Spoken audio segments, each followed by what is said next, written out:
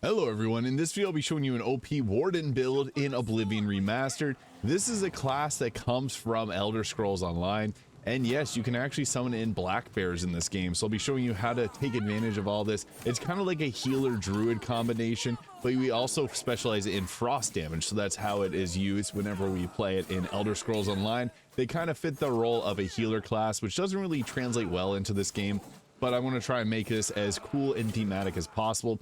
And it's still a game, it's still a build you can beat the game with. So this black bear is pretty cool. It'll also fortify your strength, and we do have to get a specific spell in order to be able to cast this. So that spell that I'm talking about is the Pride of Herstang here, which is a conjuration spell. Allows you to summon bear, resist frost 30%, and fortify strength 5 points for 30 seconds. So yeah, this is a cost of 53. Now you can find this as a tome whenever you're going exploring, and typically it's going to be in caves that have conjuration based ones. This is the only way you can get the summon bear spell in Oblivion Remastered. It's part of the DLC that's now included in the base game itself, but we'll be taking you through the full build guide for this class.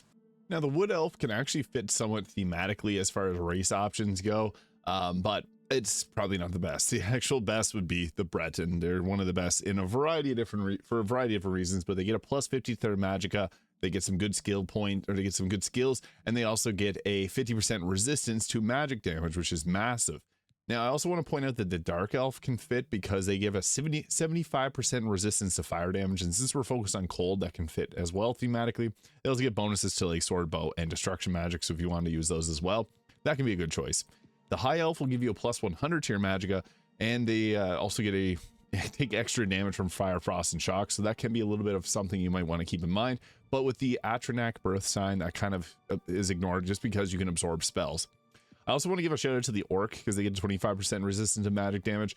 It's not going to fit perfectly, but hey, it might be something you might want. And the Nord also fits as well because they get a 50% resistance to cold or frost damage, and they're good with weapons. But I would say that Breton is probably the best choice for a lot of different races in this game. Now, as far as birth signs go, there's a few great choices. The Lord, since the Warden's also kind of like a healer, being survivable is really useful, so getting the extra 15 armor rating and 50% magic resistance works very well here. The Lady is also nice. Getting plus 10 to your endurance means more health to be able to heal yourself back with, and willpower increase the magicka regeneration rate so you can use more spells. So this one works as well too. Now, the Atronach being a good choice because this will give you a plus 150 to your magicka. You can have a 50% absorption rate on spells, but you do not recover magicka. This is a unique play style. If you like this idea, it's a great birth sign to choose, but it may not be for everyone. Most people don't enjoy it, but if it sounds interesting, this is really good. You can also get your spell absorption up to 100. I also think the Thief's a good choice because the luck stat is really hard to increase. It takes 4 points for every 12 that you get at a level up to increase it by 1, so that's a little bit slower.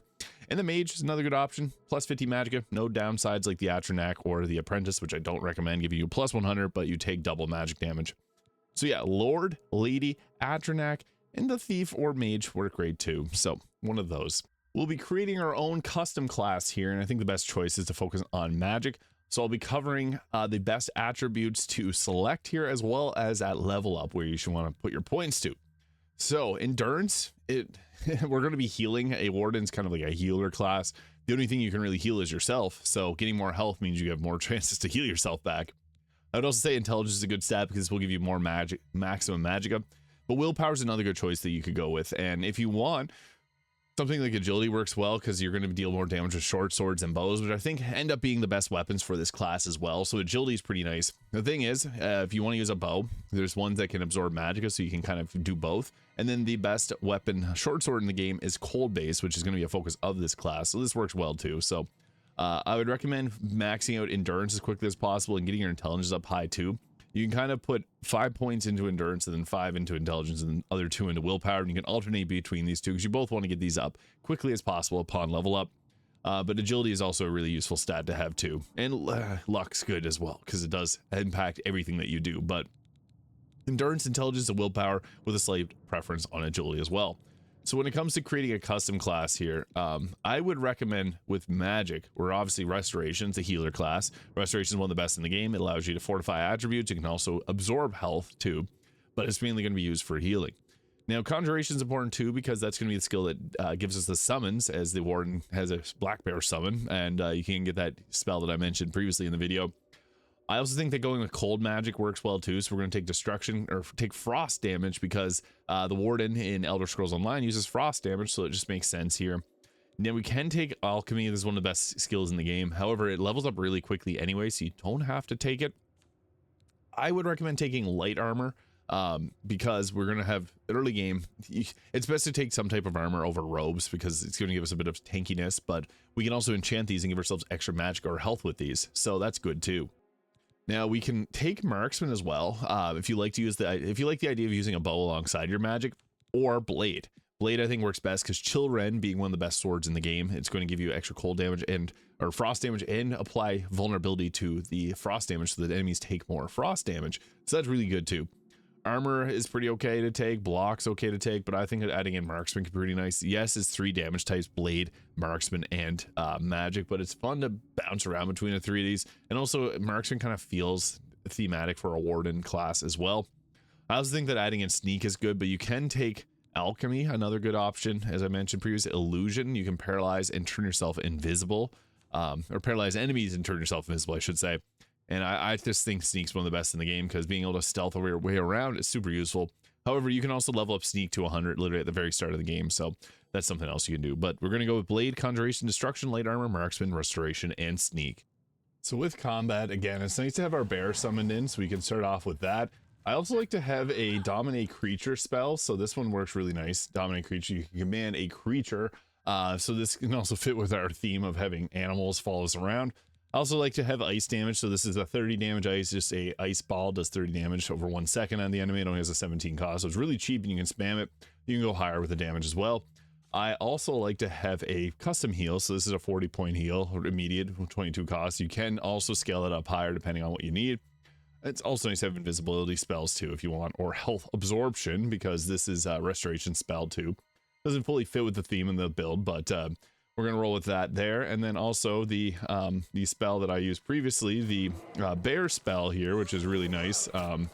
So this one again is called the Pride of the Herstang here, and it's one you can find from a tome. You have to go to conjuration dungeons and look for it in loot. It's a very random one, but this gives you again all these there, so this is really good to have.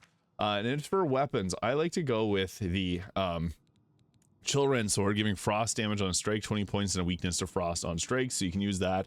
And I also like to make my own magicka weapon, or magicka based weapon. So this is absorb magicka, 50 points on strike with the bow, so we can use that to recover our magic whenever we got our bear out there. So we luckily got the paralyze off on him. I think that looks hilarious. And then oops, sorry bear, we can just go ahead with attacking there. So frost damage is going to be our best friend because it just hits so hard, and then on top of that, it can with this weapon here we can also give a weakness to frost damage. And then anytime we get hurt, we got our own custom spells. I would recommend also going higher in terms of the damage that you'd be able to recover with that, as 30 or 40 is not always the most. So yeah, our cold spell here is pretty nice. It doesn't have as high damage as we could have went. I also like to make the we got paralyzed ourselves.